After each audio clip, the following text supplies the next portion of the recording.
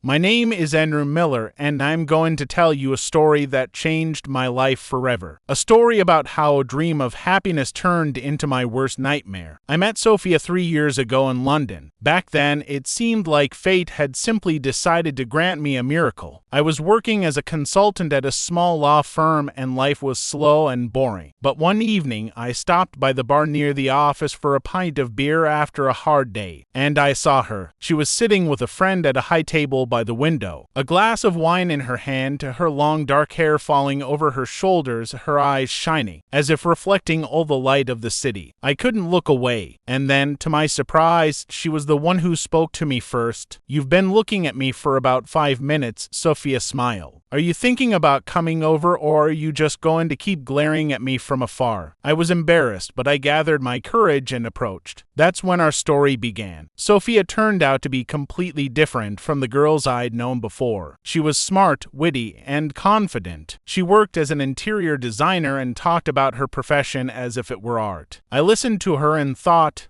this is her, the woman of my dreams. Our dates were like flashes of light. We strolled along the Thames embankment, took short trips on weekends, cooked dinners at home, and discussed movies and books. I felt alive with her. Within 6 months, I knew I wanted to spend my whole life with this woman. My friends often joked that I was in love like a teenager, and it was true. I wanted to surprise Sophia, give her gifts, and arrange surprises. But most importantly, I felt like she reciprocated my feelings. "You know," she said one evening, lying on my shoulder, "I never believed I'd meet someone like you. You make my life more peaceful." These words meant more to me than any confession. 2 years later, I decided to propose. I prepared for a long time. I chose a ring, booked a table at her favorite restaurant, rehearsed my speech in front of the mirror. When I got down on one knee and opened the box, my voice trembled. "Sophia," I said, "I want you to be my wife." She covered her mouth with her hands, her eyes filling with tears. "Yes, Andrew, of course I do." It was one of the happiest moments of my life. Wedding preparations began almost immediately. Sophia turned out to be a control freak. She literally lived for organization,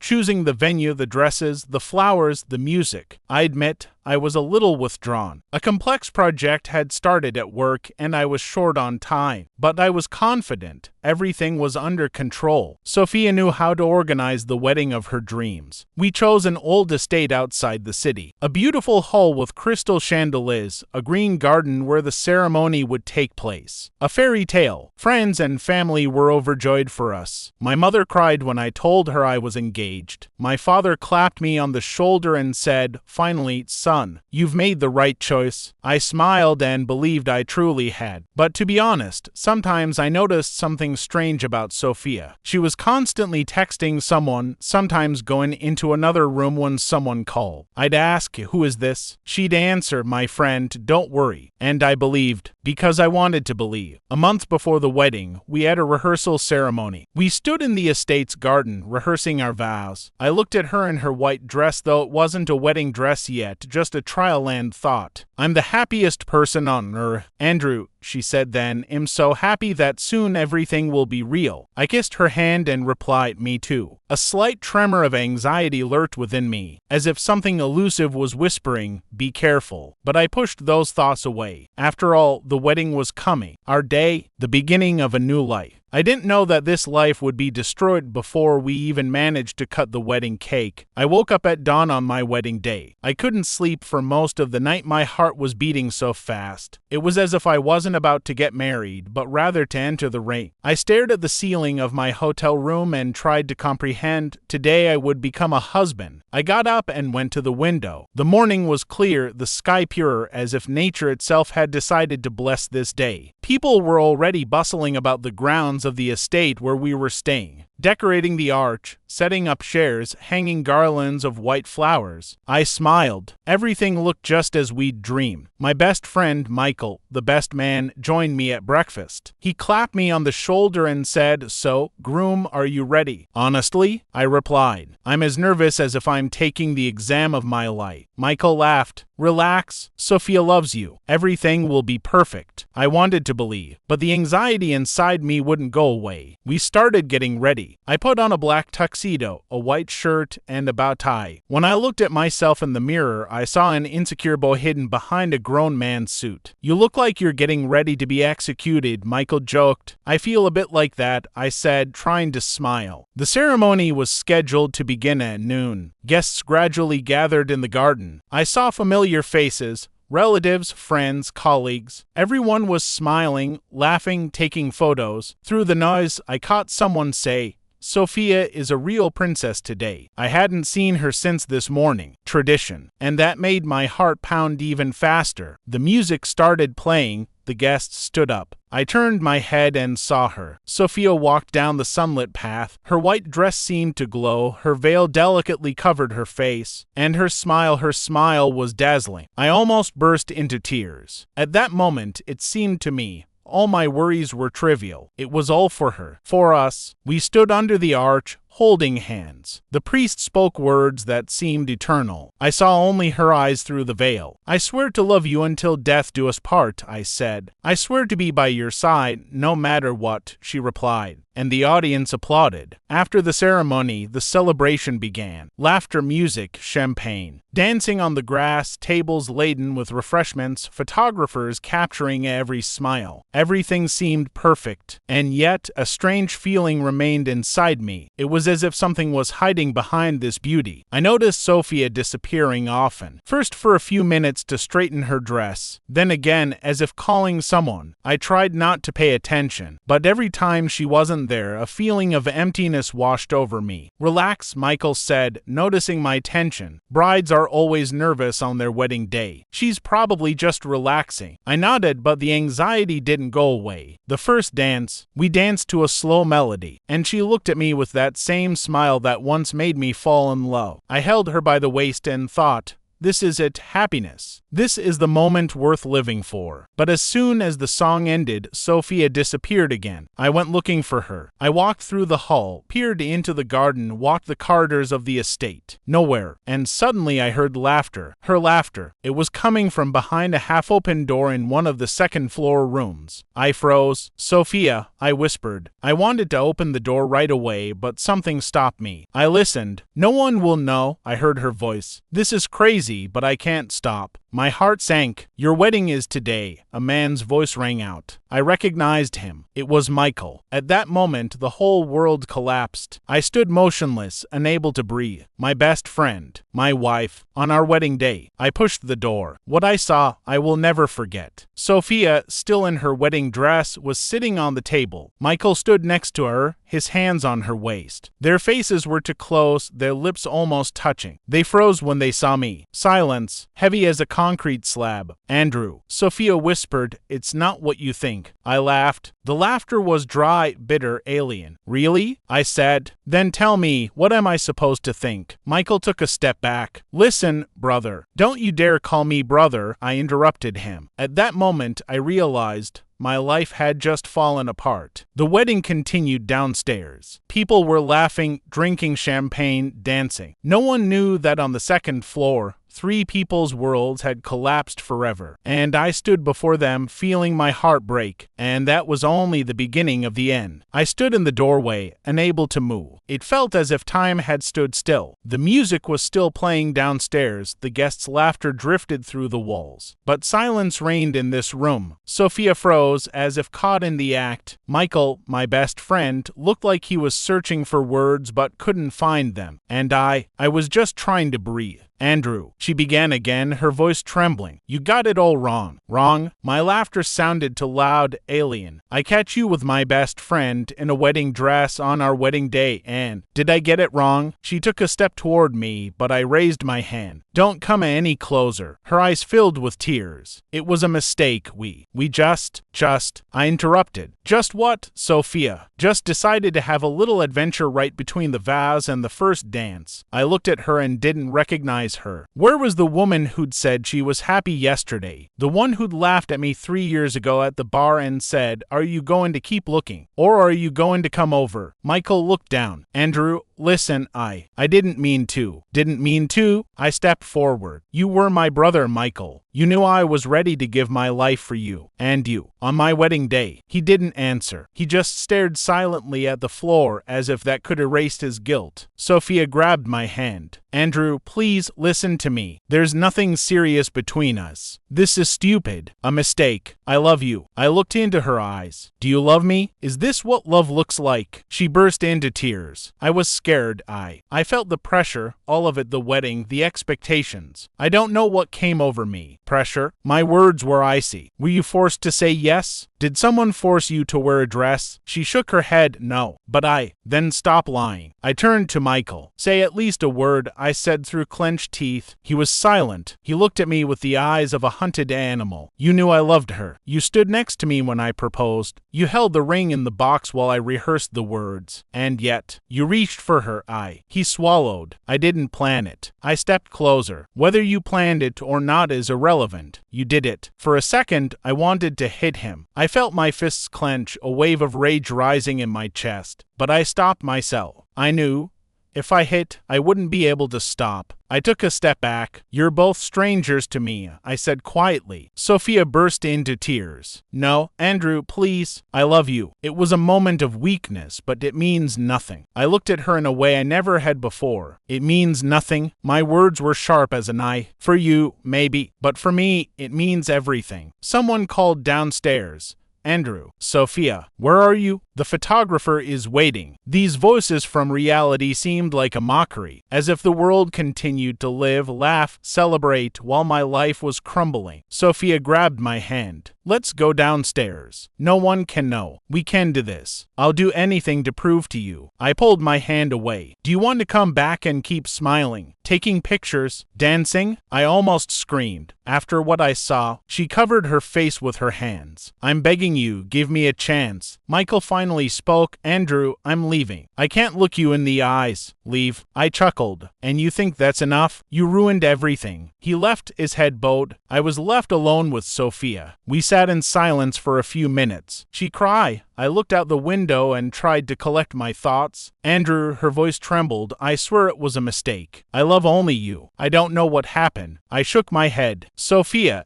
it's not a mistake. A mistake might be calling the wrong person. But when you kiss my best friend on your wedding day, that's not a mistake. It's a choice." Her tears streamed down her cheeks, but I felt no pity. Only empty, cold disappointment. "What are you going to do?" she whispered. I stood up. "I don't know. But I know for sure I won't be able to look at you the same way again." She jumped up. "No, please don't say that. We can fix everything. We can." I looked at her and felt something break inside me. "Sophia, no, we'll never be able to." The laughter of the guests echoed downstairs again. I heard someone shout, "Where are the bride and groom?" "They've disappeared." I looked at the door. A few more seconds, and someone would come in. Sophia rushed toward me. "Andrew, please, let's do it today, at least. Let's pretend everything's okay. We'll talk later." I chuckled. "Pretend? Do you really think I'll be able to put the mask back on after this?" She remained silent. I stood by the door, trying to breathe. Down below us, the wedding was going on. Laughter, the clinking of glasses, music. People were dancing, taking pictures, congratulating each other. No one knew that in the room above, my life had just collapsed. Sophia stood nearby, her veil crumpled, her eyes red from crying. "Andrew,"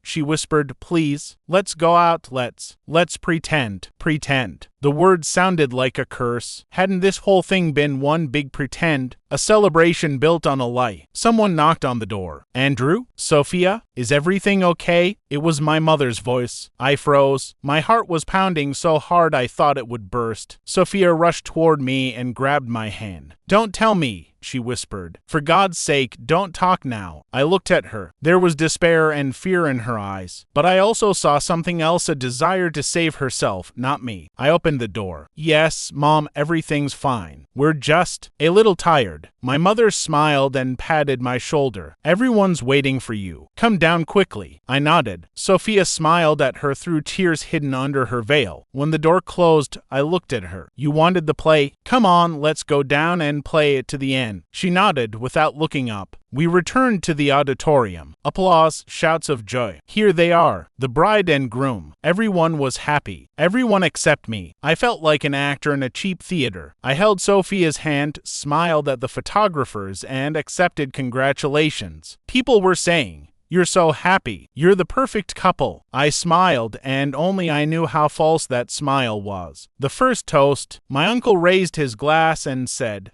"May your marriage be long and strong." The guests laughed and clinked their glasses, and I listened and thought, my marriage is over before it even began. Sophia sat next to me, her hand resting on mine. To everyone around us, we looked like happy newlyweds, but I felt a chill, as if a chasm had opened between us. For a second, I caught Michael's eye. He was sitting in the corner, gloomy, his eyes downcast. No one suspected him. He was my best man, my friend. Everyone saw him as a witness to our happiness, and I saw him as a traitor. I wanted to scream, to stand up, slam my fist on the table, and tell everyone everything. To tell every guest, every smile, every camera, "Stop the music. This wedding is a lie." But I remained silent. Dancing, loud music, laughter, clapping. The guests pulled us into the center of the room, demanding one more dance. Sophia looked at me pleadingly. "Don't make a scene." We danced, her hands on my shoulders, mine on her waist. It seemed like the most romantic moment. But inside, a storm raged. I smelled her perfume and thought, with these same hands she hugged him just an hour ago. I wanted to push her away, but people clapped, shouting,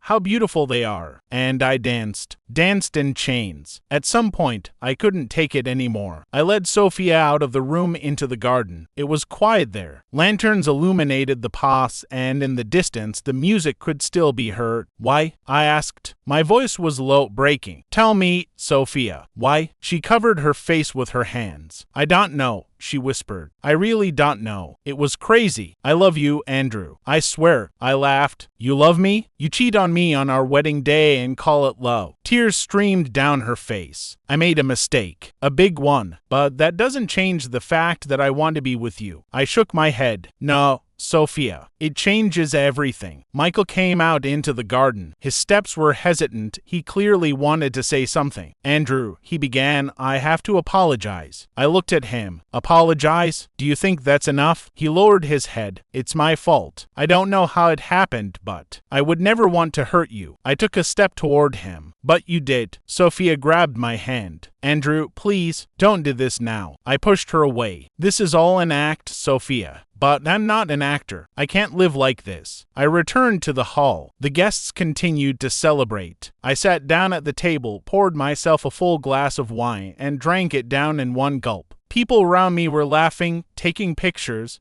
making toasts, and I felt dead. Late in the evening, when the guests were starting to leave, my father came up to me. "Son," he said, "you look pale. Are you okay?" I looked him in the eyes. I wanted to tell him the truth, but the words stuck. "Yes, Dad, I'm fine. I'm just tired." He nodded and left, and I looked at Sophia. She sat nearby, smiling at everyone, and her eyes were red from tears again. No one noticed. Everyone thought they were tears of happiness. When the last guest left, I was left alone in the hall. Empty glasses, crumpled napkins, fallen flowers. The wedding was over. I closed my eyes and realized the celebration was for everyone, but not for me. For me, it was the day my love died. Night. A hotel room decorated for the newlyweds' first hours. White rose petals on the bed, champagne on the table, candles, everything perfect. For some, it would be a fairy tale. For me, a cage. I stood by the window, looking out at the city lights at night, and felt empty. Cars hummed below, music played in the bar, but inside there was a deathly calm. Sophia entered the room and quietly closed the door behind her. She removed her veil and let her hair down. She looked incredibly beautiful, but now I saw only deception in her beauty. "Andrew," she began, "we need to talk." I remained silent. "I know what I've done. I know I've ruined everything. But please listen to me." I turned to her. "Speak." She sat down on the edge of the bed. Her hands were shaking. "I can't explain it. It was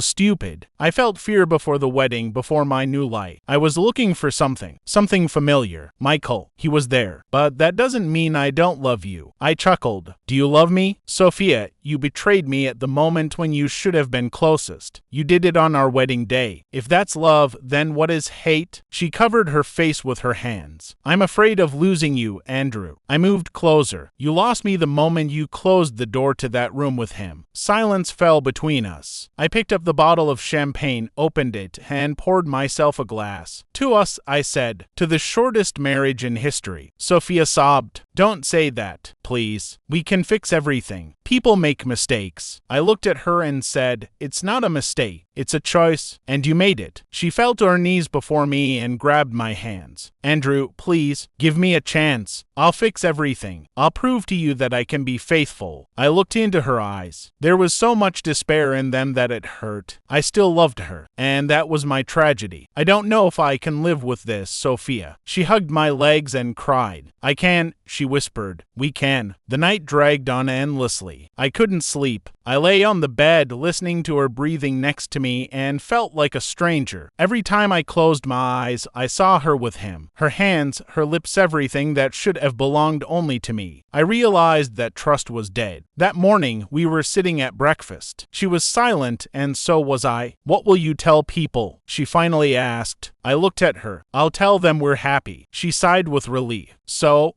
we'll try?" I nodded. "We'll try. But know this. I'll never forget." Weeks passed. We lived together as husband and wife. To everyone around us, we were a happy couple. But inside, I felt like our marriage was a shadow. I looked at her and tried to find the Sophia I'd fallen in love with. Sometimes I thought I saw her again, but then memories would come and everything would fall apart. One evening, I met Michael. He came to my house to talk. "Andrew," he said, "I realize I don't deserve forgiveness, but please hear me out." I wanted to kick him out, but I stopped myself. "Speak. I'm leaving. To another country. I can't stay here. Every time I see you, I feel guilty." I was silent. He continued, "I'm not asking for friendship, but please don't hate me forever." I looked him in the eyes and said, "I don't hate you, but I will never forget." He nodded and left. Sophia tried. She was gentle, caring, did everything to prove her love. But something broke inside me. One night, lying next to her, I realized we will never be the same. Love can be forgiven, but trust no. And here I sit now years later telling this story. People often ask me, "Do you regret getting married?" I smile and answer, "No, because that day showed me the truth. Better a bitter truth at the beginning than a sweet life for the rest of your life." Sophia and I broke up a year later. No scandals, no big words, just two people who realized that trust cannot be restored. Sometimes I think, what if I had truly forgiven her? What if I had given her a chance? Maybe everything would have been different. But then I remember that day, and I understand. Betrayal during a wedding isn't a crack, it's a fatal blow. And now I know. Love is trust, and without trust, there is no marriage, no family, no future.